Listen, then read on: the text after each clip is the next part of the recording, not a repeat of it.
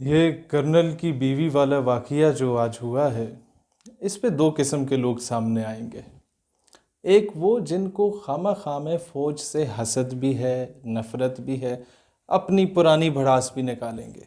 और दूसरा तबका वो है जो फ़ौरन पॉलिश और ब्रश उठा के ना, समझ गए होंगे आप लोग। मैं एक न्यूट्रल एनालिसिस करना चाहता हूँ। मेरे वालिद साहब ब्रिगेडियर रिटायर्ड हैं, और मुझे याद है कि जब हम लोग कोयटा में होते थे तो कई ऑफिसर्स के बच्चे जीप्स में भी जाते थे, अच्छी गाड़ियों में भी जाते थे, और अब्बा जी हमें ज़बरदस्ती 2.5 टन में भेजा करते थे।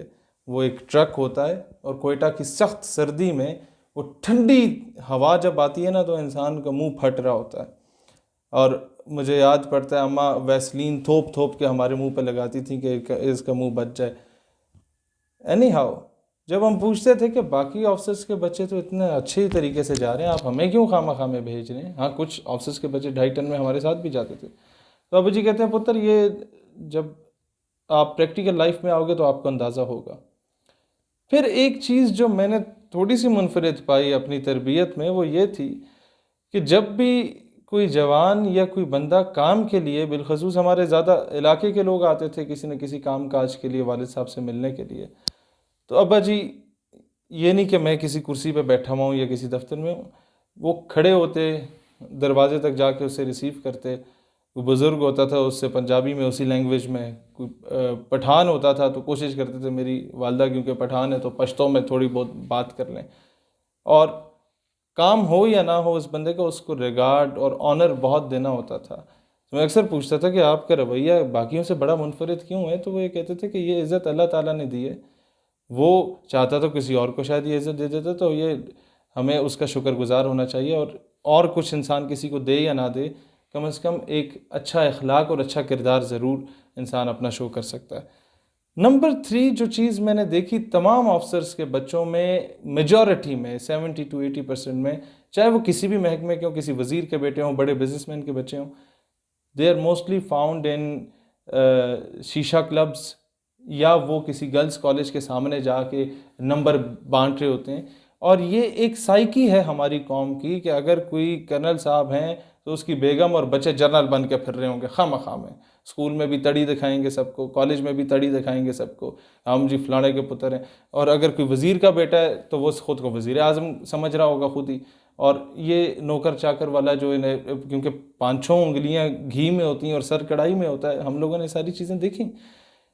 मुझे अब भी याद है कि जब मैं स्टूडेंट पॉलिटिक्स में कारकुन के लेवल से थोड़ा ऊपर गया और लीडरशिप में आया, वफाकी उर्दू यूनिवर्सिटी में मेरा इस्तकबाल हुआ, तो 5 मिनट नारे लगते रहे और बड़ा इस्तकबाल। मैं सबको जनाब बहुत शुक्रिया बहुत शुक्रिया बहुत शुक्रिया करता हुआ जब एंटर हुआ यूनिवर्सिटी में, तो मैं तो अपने अंदर बड़ा लीडर बन चुका था, नया नया दौर था। अगले दिन, उन दिनों इस तरह होता था कि अब्बा जी को ड्राइवर चाचा छोड़ने जाते थे दफ्तर, तो साथ ही उसके बाद हमें अब्बा जी के साथ हम जाते थे और साथ हम यूनिवर्सिटी में ड्रॉप हो जाते थे।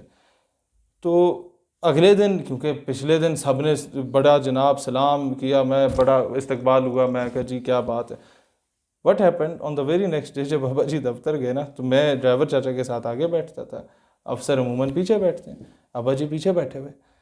तो यूनिट में दाखिल हुए तो एक सलूट पड़ता है। अब वो सलूट तो अब्बा जी को पढ़ रहे थे, लेकिन मैं अपनी तरफ से लीडर बना हुआ था। मैं जनाब बड़ी नवाजिश, थोड़ा सा आगे गए, दूसरा सलूट पड़ा, जनाब बड़ी नवाजिश, तो तीसरा सलूट पड़ा, जी बड़ी नवाजिश। इतने में शीशे में मैंने पीछे देखा तो अब्बा जी घूर के यूँ देख रहे हैं, जैसे ही उन्होंने घूरी मारी मैं, और अगर वो लोगों का इतना जमघटा आसपास ना होता जो दफ्तर आ रहे थे, तो शायद अब्बा जी मुझे खींच के एक लगा भी देते।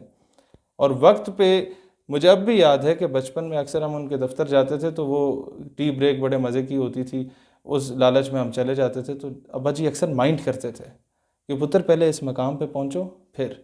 और अक्सर हमें गांव भेजा करते थे महीने में 1-2 मरतबा, और लोकल पब्लिक ट्रांसपोर्ट पे सब कुछ होने के बावजूद भेजा करते थे कि जब तुम हाईएस के धक्के खाओगे, जब तुम सुजुकियों से लटक के जाओगे, वहाँ जाके गुल्ली डंडा खेलो, वहाँ जाके बेंटे खेलो, वहाँ अपने गांव की मिट्टी में जब उठोगे बैठोगे ना, तुम्हें पता चलेगा एक आम बंदे की लाइफ क्या होती है।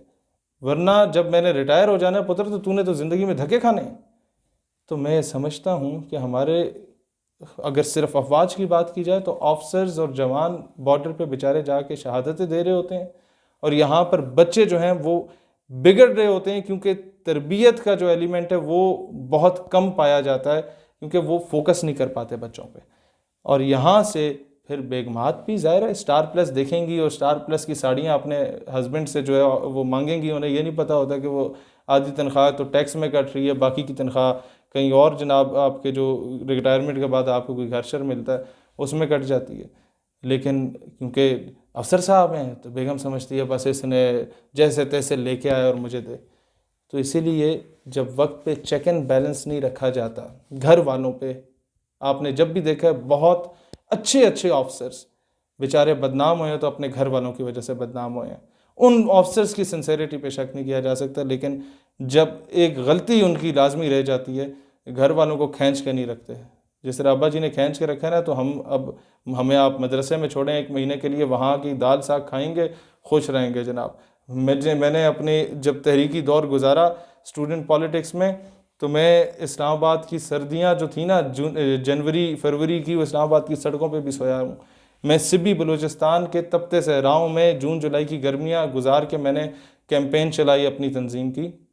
वो इसीलिए हुआ कि बचपन से मेरे अब्बा जी ने मुझे कहा कि पुत्र, और ईद पे जब हम लोग जाते थे गांव में, तो गांव के साथ एक ढोक होती थी जहाँ मिट्टी के घर होते थे, जहाँ जिस कमरे में अब्बा जी पढ़ा करते थे, और कहते हैं वो बल्ब इतना होता था, गर्म होता था कि हमारे तो जो बाल होते थे उसकी हीट से जल जाया करते थे हम जब पढ़ाई किया करते थे। तो ईद पे बिलखसूस हमारे दादा जिस ढोक पे रहते थे और वालिद साहब जिस ढोक पे रहते थे, जहाँ जिस कमरे में गाय भैंसें बंधी होती थी, कहते हैं अक्सर हमें इधर ही सोना पड़ता था।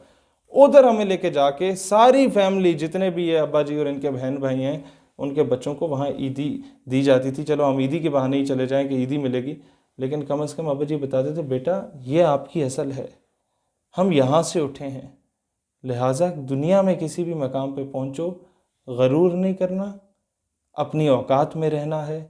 और यही पैगाम जो अब्बा जी मुझे कहते थे, मैं किसी का उस मर्तबे पे तो नहीं हूँ, लेकिन यही पैगाम देना चाहूँगा कि one should remain in his and her limits. जब भी औकात क्रॉस करेंगे तो दुनिया आप पे थूकेगी और लानत भेजेगी, और आपकी वजह से पूरे इदारे का मोराल डाउन होगा। इसीलिए कौम से भी कहता हूँ, रिक्वेस्ट करता हूँ, अफवाज पाकिस्तान का मोराल हाई रखें। और ये भी कहता हूँ कानून नाफिज करने वाले इदारों से कि इस औरत ने जो हरकत की, वो जो बेचारा वहाँ पर पुलिस का बंदा था या कोई सूबेदार साहब थे, उनके साथ जो बदतमीज़ी की, उनको कड़ी से कड़ी सज़ा उस खातून को मिलनी चाहिए। और अगर ये सज़ा नहीं मिलती या माफ़ीनामा FIR के साथ अटैच कर दिया जाता है और प्रेशराइज़ करके वो माफ़ी कबूल कर लेता है, तो फिर ये रवायत बरकरार रहती है। लिहाजा समझदार के लिए इशारा काफ़ी। अल्लाह इस्लाम और पाकिस्तान का हामी नासिर, और पाकिस्तान हमेशा जिंदाबाद।